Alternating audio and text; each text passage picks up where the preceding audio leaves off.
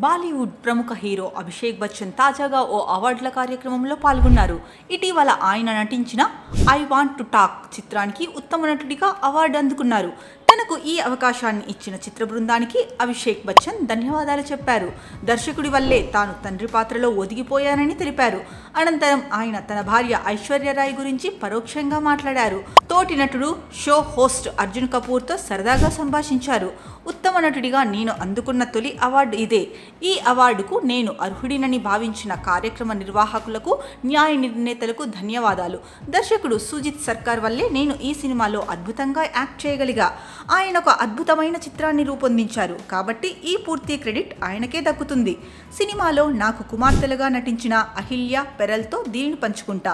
తోటి నటీనటుల నుంచే ఎంతో స్ఫూర్తి పొందుతున్నా.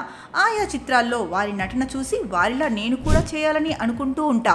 నన్ను నేను ఉత్తమంగా మార్చుకునేందుకు వారు ఎంతగానో తోడ్పడుతున్నారని అభిషేక్ బచ్చన్ అన్నారు. అక్కడే ఉన్న అర్జున్ కపూర్ మాట్లాడుతూ, నేను మీతో మాట్లాడాలి అంటూ ఎవరు ఫోన్ చేస్తే నీకు కంగారు వస్తుంది అని ప్రశ్నించాడు. దీనికి అభిషేక్ నవ్వుతూ బదిలిచ్చారు, నీకు ఇంకా పెళ్లి కాలేదు కాబట్టి నువ్వు ఇలా ప్రశ్నిస్తావు. ఒక్కసారి నీకు పెళ్లి అయితే ఈ ప్రశ్నకు నీ వద్ద కూడా ఒక సమాధానం ఉంటుంది. భార్య ఫోన్ చేసి మీతో మాట్లాడాలి అంటే అసలైన గందరగోళానికి గురవుతా. ఆ ఫోన్ కాల్స్ ఒత్తిడికి గురి చేస్తాయంటూ సరదాగా బదిలిచ్చారు. సుమారు 17 ఏళ్ల క్రితం అభిషేక్ బచ్చన్ ఐశ్వర్యకు వివాహం జరిగింది.